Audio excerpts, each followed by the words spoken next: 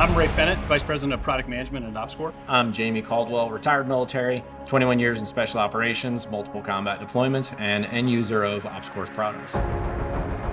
Attaching accessories and enablers to a helmet has always been a challenge. In the mid-2000s, OpsCore developed the arc rail, which provided a consistent and repeatable mechanical way to attach things. Railink takes that to the next generation by adding power and data connectivity and a centralized battery pack.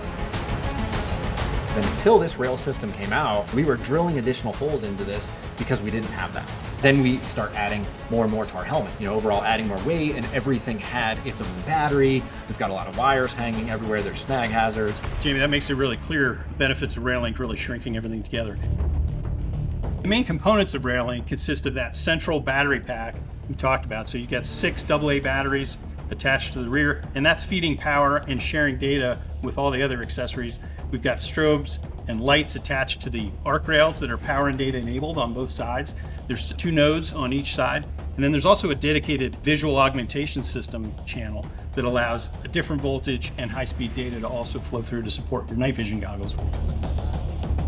So Battery Pack Plus is the central power fuel tank for the Railink system. And it not only holds 6 AA lithium batteries, giving you about 50% more capacity than the old pack, but it also enables the transfer of data and power and disseminating that to all the accessories and nodes that are on the helmet. There's also some smarts built into this pack. We have a coulomb counter that provides battery charge state information to your VAS system so you know when the battery's running down, and also an accelerometer in here. And that gives the relative position of the helmet and the battery pack versus your night vision system so that it can turn off when it's in a position that you want it to turn off. It's got 2 thumb screws that hold it onto the system, and it connects through the hot shoe, and those 2 thumb screws are used to make sure there's no way this is going to accidentally come off. And once it's connected through the hot shoe, it's enabling the whole system to have power and to share data. Definitely a huge advancement over the simple battery pack that we used to have.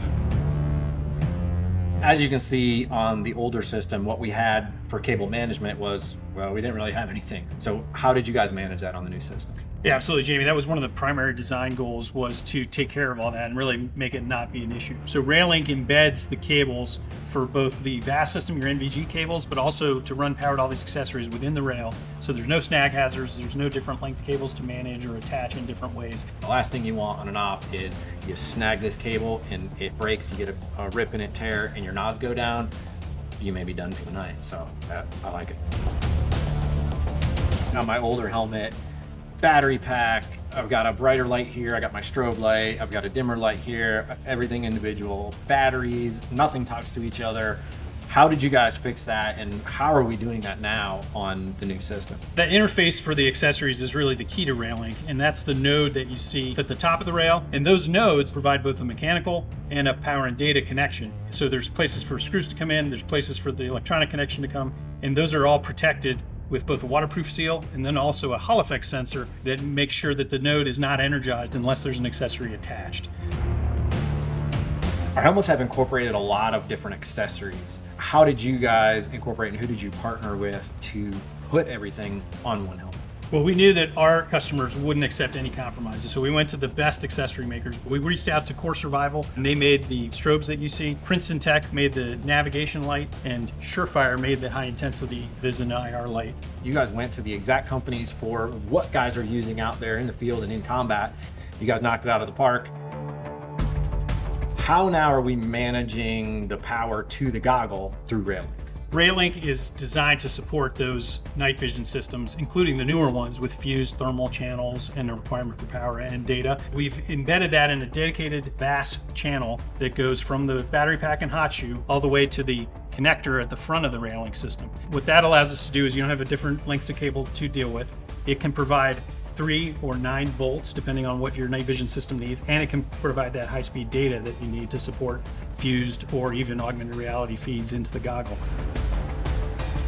The Railink system allows the accessories to be a lot smaller and tighter to the helmet. Can you talk about what that means for you as someone who's wearing it? So you can see this is a helmet that I've worn for many, many years in combat and in training. And anybody that's spent a lot of time under a helmet with all the accessories on it can see it's just heavy, it's bulky. The longer you spend with the helmet on your head, it starts to fatigue. To add to longevity of ops, having all this stuff be in a tighter center of gravity is just going to allow this to be way more comfortable on your head. so I can wear it for longer periods of time. It's not putting as much wear on my neck, getting rid of all that bulkiness, streamlining it all so it's tighter in on the helmet, makes it a lot more manageable. So Rafe, it's been great to be a part of this whole project. What is the future for this, and how can other companies get involved? Railink has established a base capability that you see here with our partners Core, Surefire, and Princeton Tech. The future that's really exciting is as we add new capabilities to that. So anything from cameras, sensors, all who can benefit by being made smaller because they don't need to have their own battery, and sharing data that they might be generating or sharing.